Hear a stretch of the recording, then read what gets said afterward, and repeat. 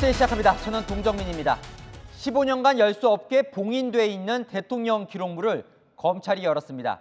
법원 영장을 받아서 대통령 기록관을 압수수색했는데요.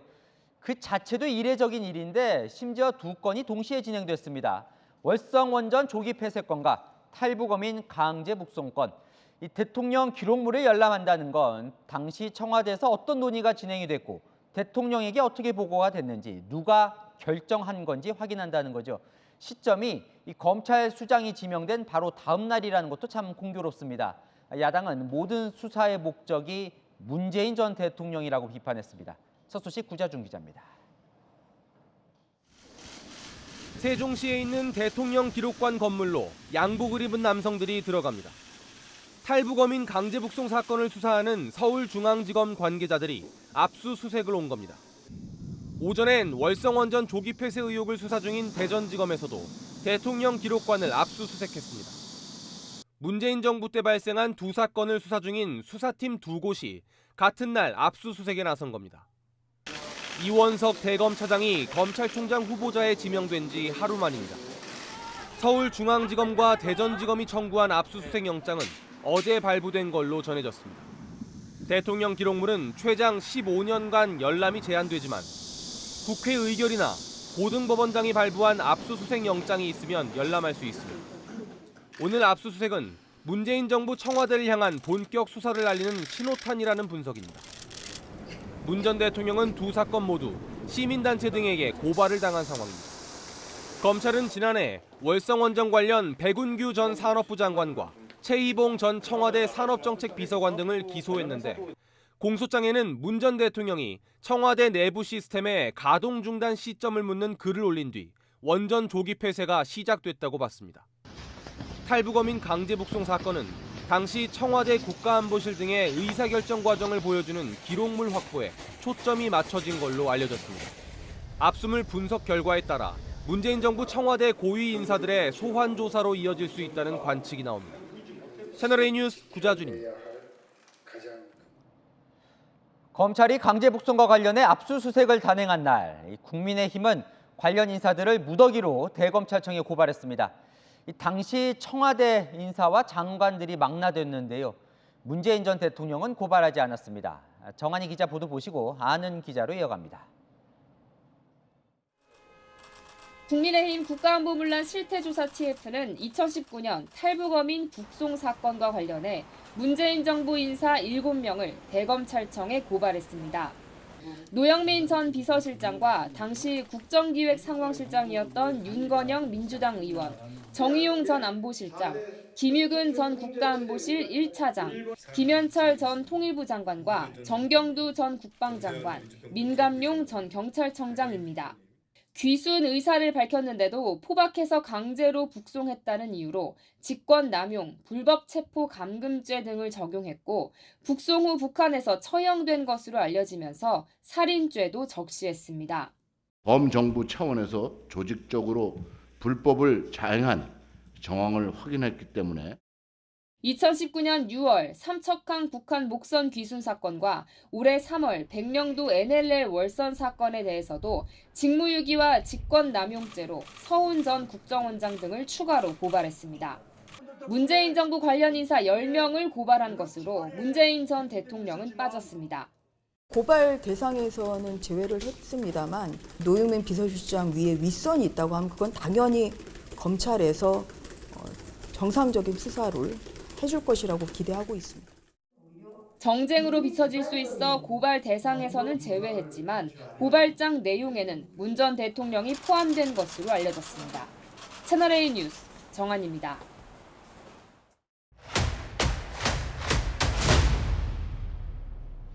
아는 기자 아자 시작합니다. 4.19 법조팀 박건영 기자 나왔습니다. 이게 한 번 봉인되면 15년 동안 열 수 없는 대통령 기록물이 이제 검찰 손으로 들어간 거예요. 원전 조기 폐쇄, 강제 북송, 이 판도라의 상자가 열리는 겁니까? 네, 문재인 정부 청와대를 향한 본격 수사가 열리는 신호탄이다 이렇게 봐야겠습니다.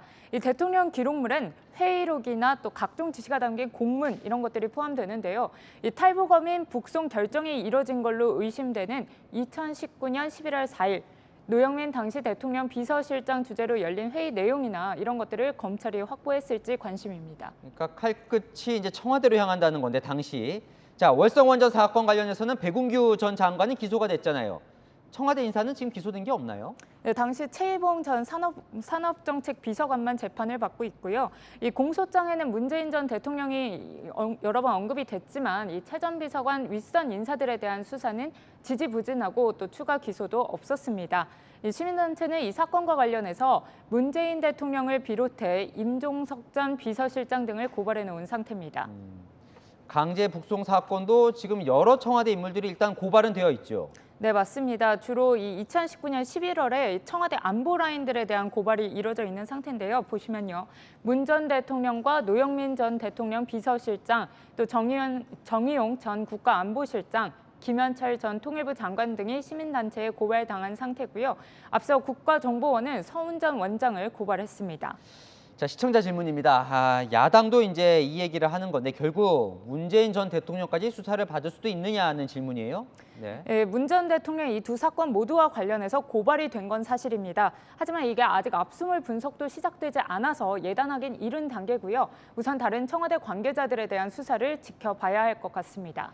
이 압수수색이라는 게 검찰 마음대로 할 수 있는 건 아니잖아요. 그러니까 법원이 영장을 발부해 줬다는 건 법원이 보기에도 좀 조사는 필요하다 이렇게 본 거네요. 그럼. 네, 이 대통령 기록물이라는 게 좀 요건이 까다로운데요. 보시면요. 국회 제적의원의 3분의 2 이상이 찬성을 하거나 아니면은 이 관할 고등법원장이 발부한 압수영장이 있어야만 볼 수 있는 겁니다. 네. 일단 법원이 이 영장을 내줬다는 거는 검찰이 대통령 기록물을 살펴볼 필요성이 있다, 이런 걸 어느 정도 인정해줬다, 이런 뜻으로 풀이됩니다. 참 그러게요. 이 대통령 기록물도 어쨌건 압수수색 대상은 되는 거군요. 예, 이 드물지만 전례는 있습니다. 2013년에 보면요. 남북 정상회담 회의록 폐기 의혹 수사로 압수수색이 있었고요. 또 세월호 참사 당일 7시간 기록 조작 의혹이나 국가정보원 댓글 여론 조작 사건 때도 대통령 기록관 압수수색을 하긴 했습니다. 이 대통령 기록물은 그럼 이제 수사팀은 어떤 형태로 들고 오게 되는 거예요? 압수수색이라는 게요? 네, 이 원본을 통째로 들고 가는 거는 당연히 안 되고요. 보통 법원의 영장의 이 날짜나 범위 안에서 열람이나 사본 확보가 가능합니다. 다만 이미 전산화된 기록물도 많아서 내일도 압수수색은 계속될 수 있습니다. 오늘 근데 동시에 두 건이 진행이 됐어요. 상당히 이례적인 거죠, 이건? 네, 맞습니다. 일단 대전지검이나 서울중앙지검 두 수사팀이 들어간 건데 이 둘은 모두 각각 영장을 발부받은 거기 때문에 우연의 일치라고 설명을 하고 있습니다. 하지만 영장 발부일이나 또 이 집행일이 같다 보니까 이례적으로 보이는 건 분명합니다. 시점이 참 공교로운 게 어제 이제 이원석 검찰총장 후보자가 지명이 됐는데 바로 다음 날 이 압수수색이 이루어졌습니다. 네, 맞습니다. 어제 영장이 발부됐으니까 사실 이원석 검찰총장 후보자도 이 영장 청구 단계부터 보고를 받았을 거거든요. 야당은 이 수사가 문 대통령을 겨눈 먼지털이식 수사라며 날을 세웠습니다. 결국 이 모든 수사의 목적은 문재인 전 대통령입니다. 취임 100일 만에 바닥으로 전직 하한한 지지율을 퇴임한 대통령을 희생양 삼아 복구하겠다는 의도가 또렷합니다. 검찰 수사가 속도를 내면서 야당의 위기감도 높아지는 모양새입니다. 네, 알겠습니다. 아는 기자 박건영 기자와 살펴봤습니다. 자, 우리의 반응을 목배 들고 궁금해하기에 알려준다. 북한 김여정 부부장이 오늘 윤석열 대통령의 비핵화 대북 정책 담대한 구상에 대해 첫 반응을 내놨습니다.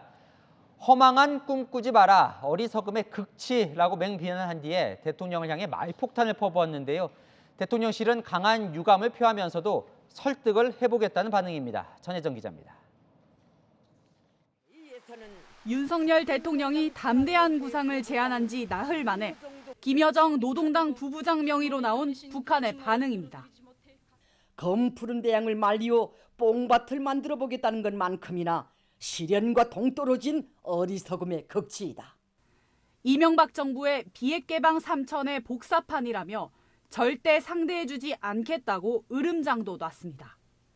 핵무기를 북한의 국채로 표현하며 경제협력과 흥정할 수 없다고 못 박았습니다. 윤 대통령에 대한 원색적인 비난도 서슴지 않았습니다.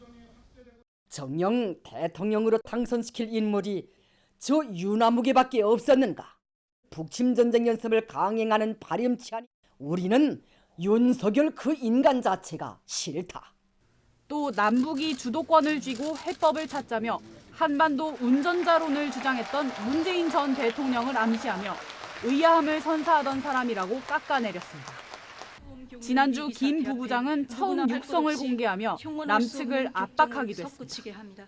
동족 대결의 환장이 된 저 남쪽의 혐오스러운 것들을 동족이라고 시대착오적인 생각을 가진다면 그보다 더 무서운 자멸 행위는 없습니다. 우리 정부는 대통령의 실명을 거론하며 무례한 언사로 담대한 구상을 왜곡했다며 유감을 표명했습니다. 충분히 예상 가능한 범위 내에 있었던 것이니만큼 인내심을 가지고 계속 북한을 설득하고 해서 대화로 유도할 생각입니다. 일각에선 북한이 7차 핵실험 등 무력 도발의 명분을 쌓기 위한 행보로 볼 수 있다는 분석도 나옵니다. 채널A 뉴스 전혜정입니다. 오늘 김여정 담화문에는 이례적인 언급도 있었습니다. 북한이 그제 쏜 순항미사일 발사 지점을 우리 군은 이곳 온천군이라고 분석했는데 실제로는 안주시였다. 그러니까 우리 군이 틀렸다라고 조롱을 한 겁니다. 우리 군은 기만 전술에 말려들지 않겠다는 전략인데요. 김성규 기자가 이어갑니다. 윤석열 대통령의 취임 100일 기자회견 당일 북한은 순항미사일 2발을 쏘며 무력 도발을 감행했습니다. 한미 군 당국은 미사일의 구체적 재원 등은 밝히지 않고 발사 지점이 평안남도 온천군이라는 것만 알렸습니다. 그러나 김여정 노동당 부부장은 온천이 아닌 평안남도 안주시 금성다리였다고 밝혔습니다. 안주는 온천과 약 90km 떨어진 곳으로 서울과 천안 정도 되는 거리입니다. 북한은 이례적으로 오류라고 지적하며 탐지 능력을 조롱했습니다. 확고한 대비 태세라는 말을 입버릇처럼 내오던 사람들이 어째서 발사 시간과 지점 하나 제대로 밝히지 못하는지. 전문가들은 북한이 우리 군의 대북 정보 역량을 낮게 평가하며 한미 정보 자산의 맹점을 부각해 논란을 만들려는 의도로 풀이합니다. 추적이 까다로운 순항 미사일의 특성도 고려해야 한다는 주장이 나옵니다. 순항 미사일 같은 경우는 공중으로 뜨질 않아요. 첫 잡혔을 때 어느 정도 벌써 날아다녔을 가능성 많고. 군 관계자는 한미 정보 당국의 평가는 변동이 없다며 북측의 주장을 반박할 추가 자료는 내놓지 않을 계획입니다. 채널A 뉴스 김성규입니다. 윤석열 대통령이 부인 김건희 여사와 함께 경찰학교 졸업식에 참석했습니다. 순경 출신 경찰관이 승진과 인사에서 공정한 기회를 제공받을 수 있도록 하겠다고 했는데요. 이 경찰국 신설에 따른 불만을 달래는 동시에 비경찰대에 힘을 실었다는 분석이 나왔습니다. 조영민 기자입니다. 신임 경찰관 졸업식에 윤석열 대통령 부부가 참석했습니다. 윤 대통령은 경찰 권한이 커진 만큼 책임에 걸맞은 시스템이 중요하다며 경찰국 신설의 당위성을 강조했습니다. 낡은 관행과 과감하게 결별하고 투명하고 민주적인 절차에 따른 조직 관리 체계를 갖춰야 합니다. 경찰 내부 반발도 고려한 듯 처우 개선 방안도 언급했습니다. 경찰의 기본급을 공안직 수준으로 상향하고 순경 출신 경찰관이 승진과 보직 배치에서 공정한 기회를 제공받을 수 있도록 2030 청년 경찰관들을 만난 자리에선 이들의 목소리를 경찰 조직 운영에 반영하라고 지시했습니다. 졸업하는 우리 새내기 경찰관들하고 여러분들 만나니까 쌓인 스트레스도 풀리고 저 자체가 일단은 기분이 좋습니다. 김건희 여사도 따로 신임 경찰관들과 비공개 간담회를 가졌습니다. 더불어민주당은 허위 경력 의혹으로 경찰 수사를 받는 김 여사가 경찰 관련 일정을 소화한 건 부적절하다고 비판했습니다. 채널A 뉴스 조현민입니다. 더불어민주당이 당원을 하나 더 개정을 했습니다. 당의 최고 의사결정 권한을 기존 대의원에서 당원으로 바꿨는데요. 이재명 의원 강성 당원들의 지지가 높지요. 차기 이재명 지도부를 위한 맞춤형 개정이라는 분석이 나옵니다. 우현기 기자입니다. 민주당이 전당원 투표를 당의 최고 의사결정 기구로 삼는 당원 규정을 신설했습니다. 권리당원 전원 투표는 전국 대의원 대회보다 전국 대의원대의 의결보다 우선하는 당의 최고 의사결정 방법이다라고 규정을 하고요. 당원들의 권한을 대폭 강화한 건데 전당대회 준비위원회가 초안을 마련한 것으로 전해졌습니다. 전당원 투표는 권리당원 1%가 청구해 적격 심사를 거친 뒤 다시 권리당원 10%가 발의해 실시되게 됩니다.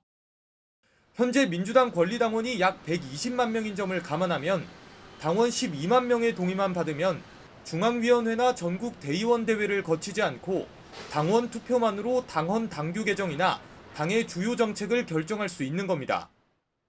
유력 당권 주자인 이재명 의원이 개딸 등 강성당원들의 지지를 받고 있다는 점에서 이재명 지도부를 위한 맞춤형 개정 아니냐는 지적이 나옵니다. 당과 당원 간의 간극을 최대한으로 줄이고 당원의 뜻을 당의 정책에 적극 반영하겠습니다. 한 비명계 의원은 당심과 민심이 괴리됐을 때 잘못된 선택으로 흐를 수 있다고 비판했습니다. 이에 대해 비대위 관계자는 적격 심사에서 논란이 되는 청구는 걸러낼 수 있을 것이라고 해명했습니다. 민주당은 오늘 당무위원회에서 기소 시 당무위 판단으로 직무정지 처분을 번복할 수 있도록 하는 당헌 80조 개정안도 만장일치로 의결했습니다. 채널A 뉴스 우현기입니다. 네, 국회에 있는 카페 수익금을 빼돌린 혐의로 수사를 받고 있는 김원웅 전 광복회장의 비리가 추가로 적발됐습니다. 인수업체의 계약을 부풀려서 광복회에 수억 원의 손해를 입혔다는 의혹이 나온 겁니다. 가발 비용과 목욕 비용을 법인카드로 쓰고 절차를 무시하고 지인을 채용했다는 비리도 드러났습니다. 이렇게 드러난 비리 규모가 모두 8억 원대에 이릅니다. 김재혁 기자입니다. 공립유공자 후손 장학사업에 이용되는 카페 수익금 등 6,100만 원을 개인 용도로 사용했다는 의혹으로 경찰 수사를 받고 있는 김원웅 전 광복회 회장. 그 경찰 조사에도 흐름이 나올 거 아니에요. 내가 법적 책임이 있다. 그러면은 법적 책임을 지고 도덕적 책임이 있다는 도덕적인 관련에 어떤 책임을 질까 고민하고요. 광복회 관리감독기관인 국가보훈처 감사 결과 의혹이 추가로 드러났습니다. 지난 2020년 성남시와 독립운동가 100인 만화 출판 사업을 추진하면서 한 인쇄업체와 맺은 수의 계약이 시장가보다 90% 이상 부풀려졌다는 겁니다. 보훈처는 김 전 회장이 납품가를 낮추려는 조치 없이 3차례 계약을 체결했고 광복회에 5억 원 넘는 손해를 입혔다고 설명했습니다. 백범 김구 등의 업적이 담긴 100인 만화에는 김 전 회장 모친인 전월선 선생이 포함됐고 김 전 회장이 태어나는 모습도 그려졌습니다. 포천 수목원에 있는 카페 수익 사업 추진 과정에서 9배 넘는 공사비를 지급한 정황도 포착됐습니다. 이와 함께 가발 미용비, 목욕비 등의 법인카드로 2,200만 원 정도를 지출했다가 적발됐습니다. 보훈처가 새로 밝혀낸 김 전 회장 관련 비리 혐의는 모두 8억 4,900만 원 상당. 공고와 면접 등 전형 절차 없이 7명을 광복회에 채용한 정황도 드러났습니다. 보훈처는 제19대 민주당 대통령 후보 정무특보, 열린우리당 보좌관 출신 등 지인이나 추천을 받은 사람들이 포함된 것으로 확인했습니다.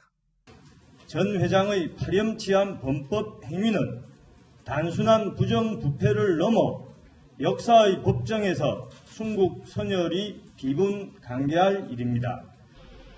김 전 회장을 비롯해 광복회 전현직 임직원과 성남문화재단 전 웹툰기획단장 등 5명을 업무상 배임, 기부금법 위반 혐의 등으로 검찰에 고발하기로 했습니다. 채널A 뉴스 김재혁입니다. 네, 지난 정권에서 임명된 전현희 권익위원장, 여당에서 사퇴 압박이 이어지고 있고 감사원의 감사도 진행되고 있죠.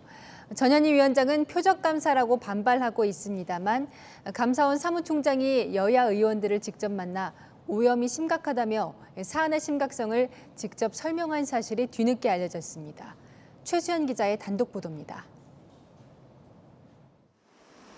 유병호 감사원 사무총장이 그제 국회를 찾아 국회 법사위 소속 여야 의원들과 개별 면담을 가졌습니다. 취임 후 인사차 방문이었지만 전현희 위원장에 대한 감사 진행 내용을 일부 설명했습니다. 유 총장은 감사원의 감사가 단순한 근태 문제가 아니라며 사안의 심각성을 강조한 것으로 알려졌습니다. 여러 건의 권익위 내부 제보들이 접수됐다면서 오염이 심각하다고 강조했고 권익위 조직이 공격되고 있다는 우려도 의원들에게 밝힌 것으로 전해집니다. 권익위원회는 그 내부 제보 사항입니다. 도저히 묵과할 수 없는 내용이었습니다. 감사원은 권익위에 관한 감사 기간을 2주 연장해 다음 달 2일까지 진행하겠다고 권익위에 통보했습니다. 조국 추미애 두 전직 법무부 장관 가족 수사에 대한 당시 권익위 유권 해석의 적절성도 들여다보고 있습니다. 여권은 전현희 위원장에 대한 압박을 이어갔습니다.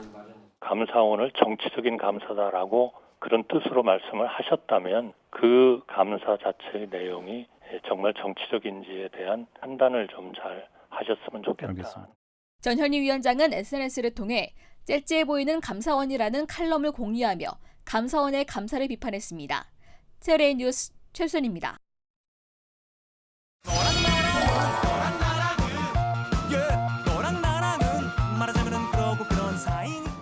열한야랑 정치부 김민지 기자와 함께합니다. 첫 번째 주제 보겠습니다. 자, 여권 청년 정치인 두 사람 요즘 피곤해 보입니다. 네, SNS로 피곤한 설전을 이어가고 있습니다.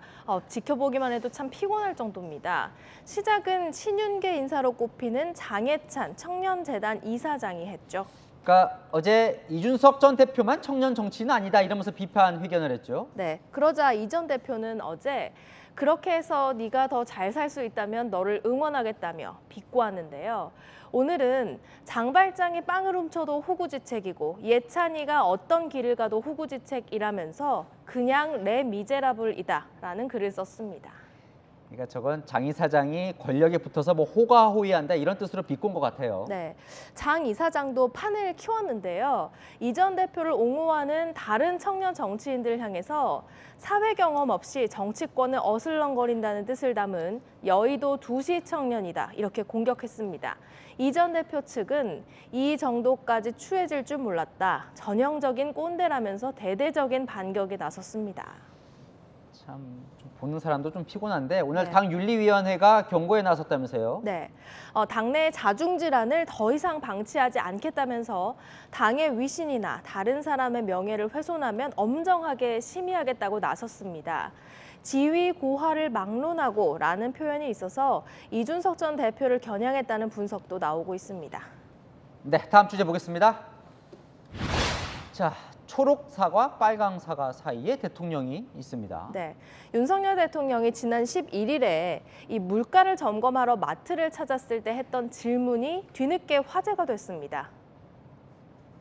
이거는 뭐야? 아우리가 해야지 풋사과라고 합니다. 당도가 좀 떨어지는 건가? 당도보다는 이제 제일 먼저 생산되는 게 조생동 사과인데 이게 빨개지는 거예요? 네. 이게 빨개지는 거예요? 그러니까 뭐 초록색 아우리 사과 맛있는데요. 네. 저 질문이 왜 관심을 끈 겁니까?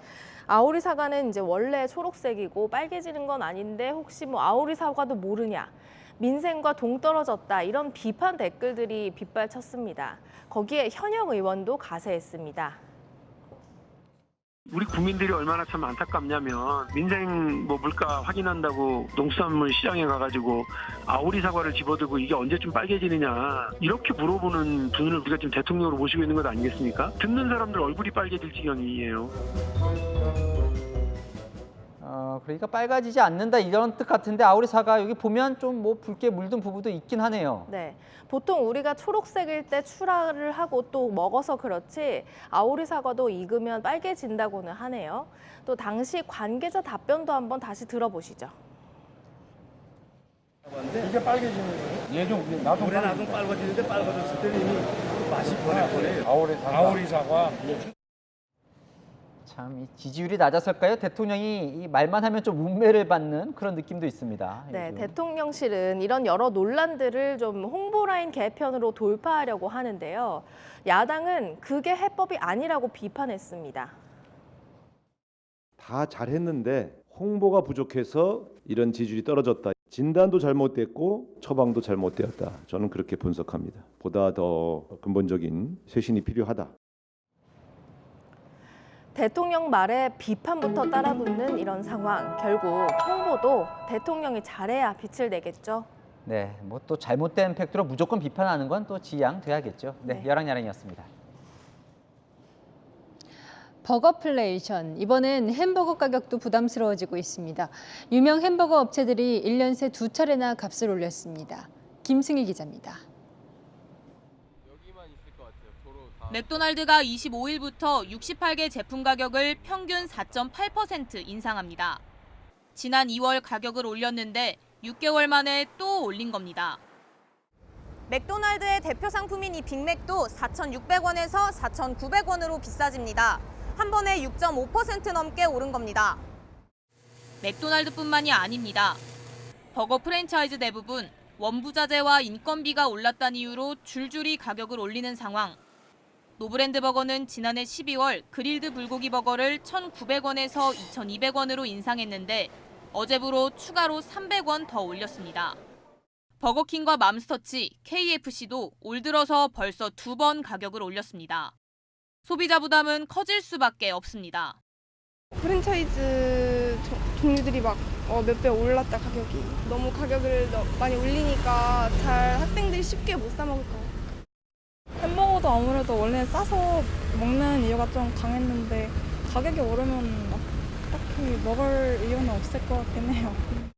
최근 글로벌 공급망 쇼크는 잦아드는 추세지만 이미 오른 가격이 이전으로 돌아가긴 어렵습니다. 곡물시장에서 가수요부터 어느 정도 이제 정리를 해가는 이런 단계가 있고 이러기 때문에 가격이 추가적으로 더 오르다기보다는 지금 단기간에 올른 이런 가격이 공급망 쇼크 이전으로 돌아가기는 어렵겠다. 무섭게 오르는 외식 물가에 버거는 싸고 간편하게 먹을 수 있다는 공식도 깨지고 있습니다. 채널A 뉴스 김승희입니다. 기름값도 조금 꺾였다지만 여전히 부담스럽습니다. 경유와 휘발유 가격 인상에 놀란 일부 소비자들이 아예 LPG 차량으로 눈을 돌리고 있습니다. 이민준 기자입니다. 요즘 주유소와 LPG 충전소를 찾는 운전자들의 희비가 엇갈리고 있습니다. 휘발유와 경유는 지난달 리터당 2,100원 선을 돌파할 만큼 천정부지 치솟았는데 LPG는 반값인 리터당 1,000원 선에 머물렀기 때문입니다. 이런 고유가는 소비자가 LPG 차로 눈길 돌리기에 충분했습니다. 실제 올해 1월 5,000대가량 팔리던 LPG 차량은 6월에는 7,000여 대로 판매가 41% 늘었습니다. 예전에는 택시 같은 영업용이나 장애인과 국가유공자만 살 수 있었는데 이제는 일반인도 LPG 차량 구매가 가능합니다. 여기다 준대형 세단, SUV 등 LPG 모델이 최근 10개까지 늘어난 것도 판매 증가에 한몫했습니다. 일반 세단 LPG 차량은 트렁크 안에 연료통이 보이게 설치한 것과 달리 이 SUV LPG 차량은 트렁크 밑에 도넛 형태로 연료통을 설치해서 공간 활용도를 높였습니다. 적재 공간이 일반 차량만큼 넉넉해진 데다 경유차처럼 매번 요소수를 넣을 일도 없습니다. 겨울에 시동이 잘 안 걸리는 고질적인 문제도 크게 개선돼 LPG 차도 경쟁력이 생긴 겁니다. 하지만 반짝 인기일 수도 있습니다. 소비자의 선택폭이 아직은 적다는 거, 그 부분들이 가장 핸디캡이라고 볼 수가 있고요. 또 연비 자체는 가솔린보다도 20-30% 떨어집니다. 만약 기름값이 리터당 1,600원 안팎으로 떨어지면 LPG 차량 매력도 덩달아 감소할 수밖에 없습니다. 틈새 공략 LPG 차의 약진이 계속 이어질지 주목됩니다. 채널A 뉴스 이민준입니다. 이른바 계곡살인 이은혜 사건 속보입니다. 재판 중에도 새로운 범행 내용이 드러나고 있습니다. 이은혜가 숨진 남편에게 위자료를 받기 위해 다른 사람과 모텔에 보내는 계획까지 세웠다는 진술이 나왔습니다. 조현진 기자가 보도합니다. 어제 열린 공판에 증인으로 출석한 이은혜의 전 남자친구 A씨. 이은혜가 2019년 5월쯤 피해자 윤모 씨와의 관계를 정리하고 싶은데 잘 안 된다며 윤 씨에게 위자료를 받으려는데 조현수가 도와주고 있다는 이야기를 들었다고 말했습니다. 윤 씨를 자신의 지인과 함께 술을 먹여 모텔에 보낸 뒤 기습하는 소위 꽃뱀 계획을 세웠다고도 털어놨습니다. 이때는 윤 씨가 가평 용소계곡에서 숨지기 불과 한 달 전입니다. 이은혜도 위자료를 받기 위해 계획을 세운 건 사실이라며 일부 인정했습니다. 오늘 재판에는 당시 계곡에 함께 놀러갔던 중학교 동창 B씨가 증인으로 나왔습니다. 윤 씨가 물을 무서워하는 것으로 보였고 튜브에서 나오는 것을 한 번도 못 봤다고 진술했습니다. 당시 촬영된 영상에서도 조현수는 능숙하게 수영을 하는 반면 윤 씨는 튜브를 좀처럼 벗지 않았습니다. 제가 뜨는 게 신기하지 않아? 제가 어떻게 뜨냐? 이은혜에게 윤 씨는 대가를 지원하면 만나는 애인 대행 관계로만 들었다며 사고가 난 뒤에야 윤 씨가 남편인 걸 알았다고 진술했습니다. 알면서도 저렇게 빼먹을 거 다 빼먹고 마지막까지 이렇게 알면서도 저렇게 했다는 거에 대해서 굉장히 분개를 하는 거죠. 지금까지 9차례 열린 공판에서 이은혜와 조연수는 줄곧 혐의를 부인하고 있습니다. 채널A 뉴스 조현진입니다. 경찰은 최근 마약 사범에 대한 집중 단속을 벌이고 있는데요. 서울 도심 주택가 중국집 창고에서 필로폰을 제조하고 유통한 남성이 붙잡혔습니다. 전민영 기자가 취재했습니다. 이건 뭐예요? 이거 뭐 어떻게 소지하게 된 거예요? 좁은 창고 안, 선반에는 실험용 도구로 보이는 물건들과 마약 제조에 사용되는 원료들이 여기저기 놓여 있습니다. 현장에서는 필로폰 0.65g과 직접 재배한 대마초도 발견됐습니다. 여기 지금 재배하고 있는 거 이거 뭐예요? 누가 재배했어요? 경찰은 그제 오후 자신이 일하는 중국집 창고에서 필로폰을 제조하고 대마초를 기른 30대 남성을 체포했습니다. 경찰은 지난 2월 다른 마약 사범을 수사하면서 직접 마약을 제조하는 사람이 있다는 사실을 포착했습니다. 경찰은 남성이 다른 마약 사범에게 직접 만들어 보려 한다, 마약을 만들다 화상 입었다고 말한 SNS 대화도 확보했습니다. 남성은 경찰 조사에서 마약을 만들어 직접 투약하거나 무료로 주변에 나눠줬다고 진술했습니다. 경찰은 남성이 지난해 4월부터 4차례에 걸쳐 필로폰을 만든 걸로 보고 남성을 마약류 관리에 관한 법률 위반 혐의로 구속했습니다. 채널A 뉴스 전민영입니다. 제주도의 자동차 정비소에서 불이 나서 차량 8대가 불에 타고 주민 수십 명이 대피했는데요. 업주와 갈등을 빚다가 해고된 직원이 월급이 적다면서 일부러 불을 낸 겁니다. 김태형 기자입니다. 건물 전체가 화염에 휩싸였습니다. 바깥에 주차된 차량들 위로 불똥이 떨어집니다. 제주시 한 자동차 공업사에서 불이 난 건 어젯밤 9시쯤. 내부에 있는 인화 물질을 태우면서 건물 전체로 번졌습니다. 소방당국은 소방서 인력과 장비를 총동원하는 대응 1단계를 발령하고 40분 만에 불을 껐습니다. 다친 사람은 없었지만 건물 한 동과 정비 중이던 승용차 8대 등이 타 소방서 추산 6억 원이 넘는 재산 피해가 났습니다. 인근 공동주택 40여 가구 주민들이 대피했고 화재 신고도 쇄도했습니다. 진짜 놀랬죠. 왜냐면 막 이쪽으로 붙으니까 막 무서워서 우리가 겁먹고 막 이러고 막 또 우는 분도 계시고 놀래가지고. 이번 불은 전 직원 61살 김모 씨의 방화로 드러났습니다. 피의자 김 씨는 112로 전화해 자수하겠다며 범행을 실토했고 경찰은 식당에서 술을 마시고 있던 김 씨를 현장에서 체포했습니다. 근태 문제로 최근 해고된 김 씨는 임금 정산 과정에서 한 달 월급인 270만 원을 전부 달라고 요구했지만 업주가 105만 원만 지급하면서 갈등을 빚어온 것으로 알려졌습니다. 고용관계하고 임금관계 정산 과정에서 사업주하고 의견이 맞지 않아가지고 어제 범행을 저지른 것으로. 경찰은 조사를 마치는 대로 김 씨에 대해 구속영장을 신청하기로 했습니다. 채널A 뉴스 김태형입니다. 인천 미추홀구의 나홀로 아파트들이 무더기로 이 경매로 넘어가 세입자들이 피해를 보고 있다는 소식 전해드렸었는데요. 피해 규모가 커지면서 인천경찰이 대대적인 수사에 나섰습니다. 저희가 확인한 것만 일대의 깡통 전세 500세대가 넘습니다. 백승현 기자의 단독 보도입니다. 곳곳에 나홀로 아파트들이 들어서 있는 인천 미추홀구. 이 일대에서 줄줄이 경매에 넘어간 깡통 전세 아파트 건물이 최소 17곳으로 확인됐습니다. 세대수만 511세대에 이릅니다. 정말 이제 뒤통수 맞은 느낌? 8년 동안 별 이상이 없다가 요 근래 그게 갑자기 터지니까 당황스럽고 뭐 이거 뭐지 하는. 전체 세대의 절반 이상이 경매에 넘어간 아파트도 6곳에 이릅니다. 취재진이 확인한 깡통 전세 아파트의 특징은 서로 가까운 곳에 지어졌다는 것. 한 블럭 안에 지어졌거나 도로를 사이에 두고 마주보고 있는데 17곳이 반경 2km 안에 모여 있습니다. 인근 주민 수백 명이 깡통 전세 피해로 수개월째 밤잠을 설치고 있는 겁니다. 3월에 이제 그 총부장이 오고 지금도 잠은 제대로 못 자고 있는 것 같아요. 너무 화가 나고 부동산 측에서 답변도 없고 연락도 없고. 집주인과 연락마저 끊기면서 세입자들이 믿을 곳은 경찰 수사뿐. 인천 미추홀에서 세입자들이 경찰에 제출한 고소장만 100건이 넘습니다. 하지만 여전히 보증금을 돌려받을 수 있을지 전전긍긍하며 하루하루를 버티고 있습니다. 안 받아요.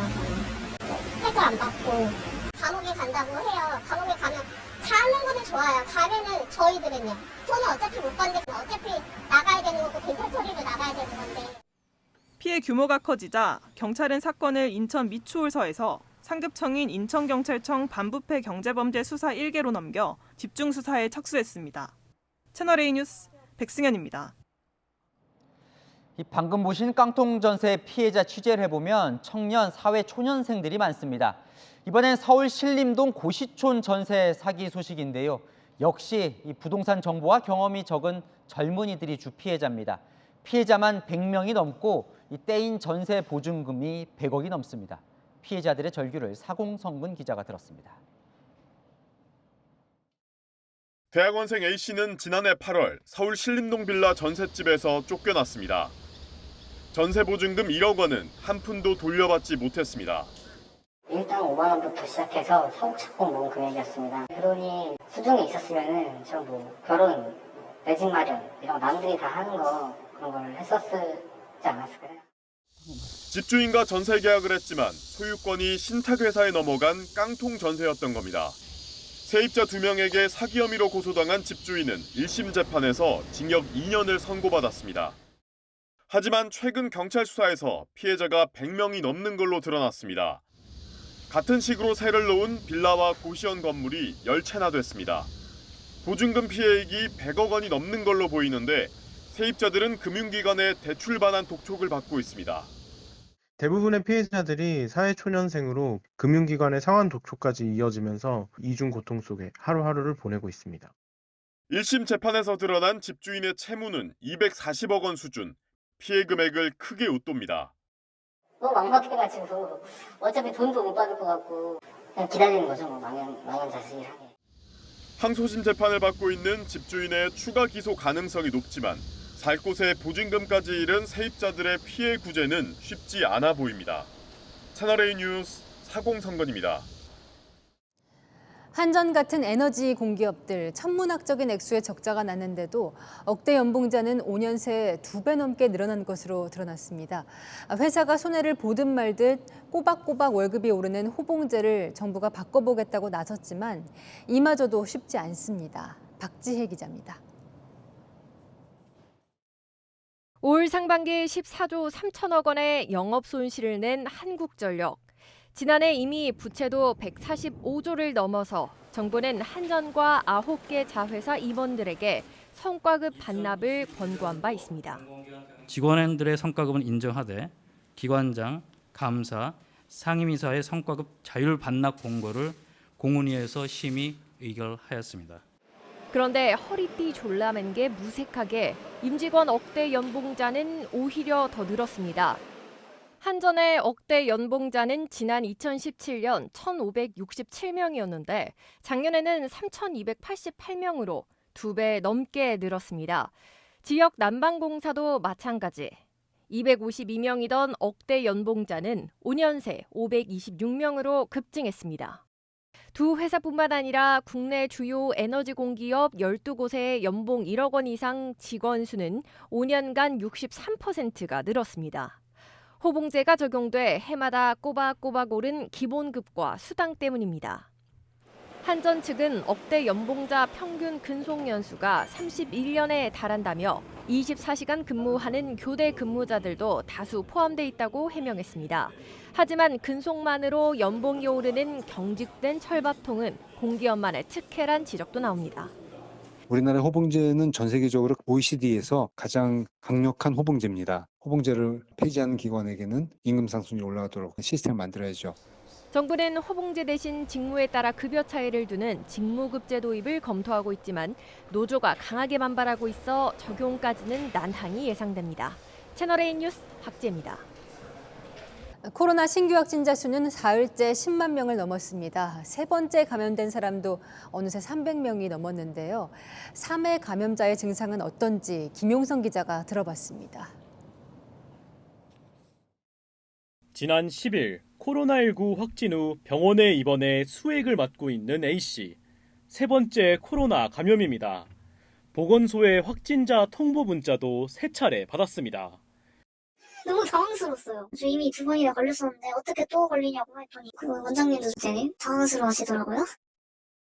첫 번째 감염은 델타 변이가 유행하던 지난해 9월로 열이 38.5도까지 올랐고 해열제도 통하지 않아 2주간 입원 치료를 받았습니다.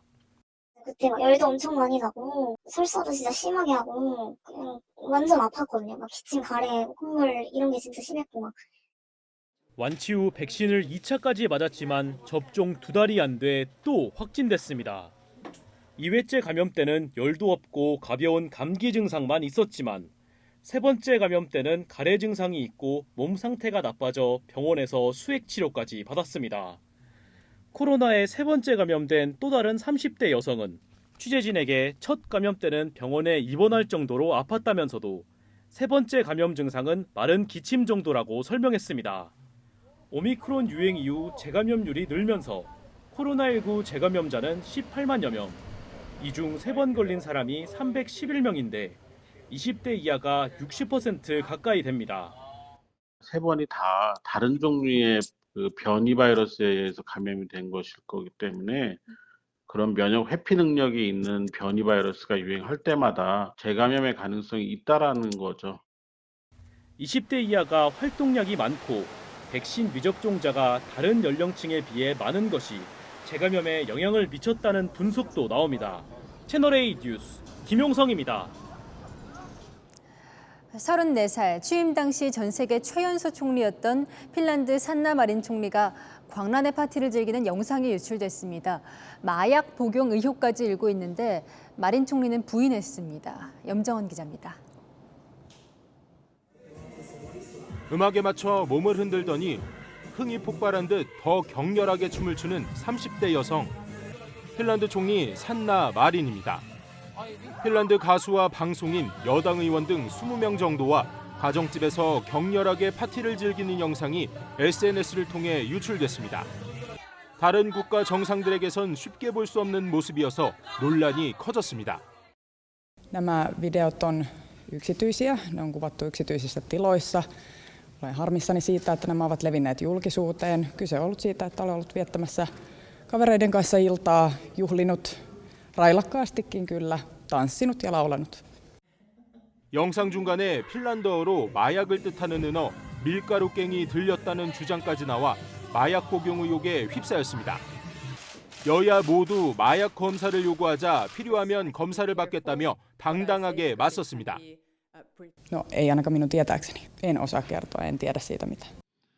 지난 2019년 12월 34살의 나이로 제1당인 사회민주당 대표로 선출된 마린 총리는 당시 세계 최연소 현역 총리였습니다. 그러나 오미크론 변이 바이러스가 확산되던 지난해 12월 확진자와 밀접 접촉한 직후 업무용 전화 없이 새벽까지 나이트클럽에서 놀았다가 대국민 사과를 하기도 했습니다. 채널A 뉴스 염정원입니다. 할리우드 스타 브래드 피트는 새 영화를 들고 한국을 찾았습니다. 2달 전 방한했던 톰 크루즈 못지않은 한국에 대한 애정을 드러냈습니다. 권솔 기자입니다. 청색 남박을 입고 등장한 브래드 피트. 한국 취재진을 향해 카메라를 꺼냈습니다. Is that right? Everyone okay? Thank you. 일본 소설을 원작으로 한 영화 불릿 트레인 홍보를 위해 방한한 겁니다.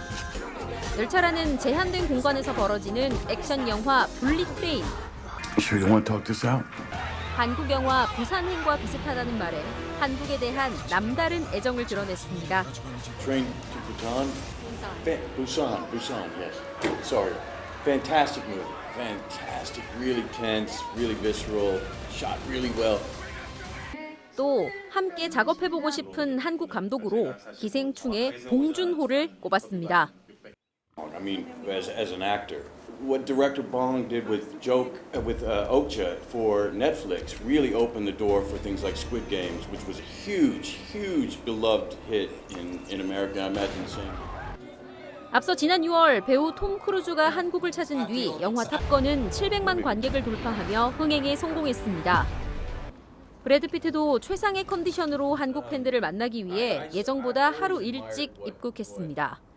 브래드 피트는 오늘 저녁 레드카펫 행사에 참여해 팬들과 즐거운 시간을 가졌습니다. 헐리우드 톱스타들의 연이은 방한으로 영화 팬들의 관심이 뜨거워지고 있습니다. 채널A 뉴스 권솔입니다. 부정행위를 뒤늦게 실토한 골프 유망주 윤이나는 대한골프협회로부터 3년 출전 금지라는 중징계를 받았습니다. 따지고 보면 단 3경기 출전만 막힌 건데 선수 생명에는 치명적일 수 있다는 분석이 나옵니다. 조현선 기자입니다.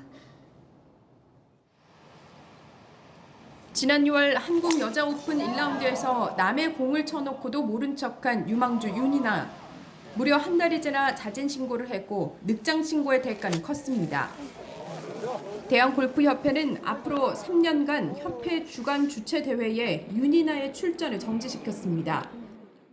부정행위를 통해 골프의 근간인 신뢰를 훼손하고 사회적 물의를 일으켰다는 이유였습니다.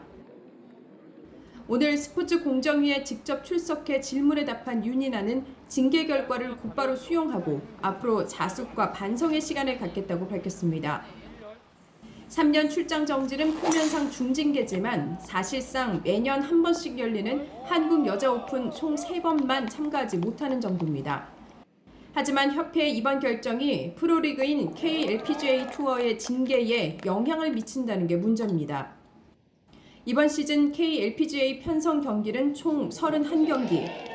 KLPGA도 협회처럼 3년 출장 정지 징계를 내린다면 윤이나는 100경기 정도 나설 수 없게 됩니다. KLPGA 측은 협회의 징계가 결정된 만큼 상벌위원회 개최 일정을 조율하겠다고 밝혔습니다. 300야드가 넘는 호쾌한 장타로 혜성처럼 등장한 슈퍼루키 윤이나. 단 한순간의 실수로 선수 생명에 중대한 기류를 맞을 전망입니다. 채널A 뉴스 조현선입니다. 중부에 집중된 비로 오늘 오후 경기 북서부에, 저녁엔 서울 북부에 호우주의보가 발표됐습니다. 이 밖에 서울과 강원, 수도권 등에 시간당 40mm 이상 앞이 보이지 않을 정도로 강하게 온 곳도 있었는데요. 1시간 뒤쯤 수도권과 강원에 다시 강한 비구름이 비를 뿌리다가 밤사이 그치겠고요. 이 남부로 확대되면서 호남과 경북은 내일 오후까지, 경남은 밤까지 이어지겠습니다. 내일까지 예상 강우량은 최대 70mm입니다. 많은 비가 예보된 만큼 각별히 주의해 주시길 바랍니다. 오늘은 남부 일부 지역과 제주에만 폭염특보가 내려졌는데요. 내일은 더위가 식었던 중부에도 다시 폭염이 찾아옵니다. 서울이 최고 33도까지 오르며 오늘보다 5도가량 높을 전망입니다. 일요일과 월요일엔 비 소식 없이 무더울 전망입니다. 날씨였습니다. 제가 프랑스 파리 특파원 시절에 대선이 있었습니다. 당시 30대 마크롱 후보가 청년들에게 큰 인기였죠. 왜 지지하냐? 프랑스 청년에게 물었더니 내 목소리를 대변해 준다고 하더군요. 청년 후보 마크롱은 청년들에겐 불리하고 기성세대에게 유리한 연금, 노동, 복지를 개혁해야 한다 외쳤습니다. 저희도 청년 정치인들은 많아졌죠. 말은 독해지고 화려해졌는데 2030 이슈인 취업, 저출산, 연금 개혁을 외치는 청년 정치인은 보이질 않습니다. 마침표 찍겠습니다. 무늬만 청년 정치 뉴스에 마칩니다. 감사합니다.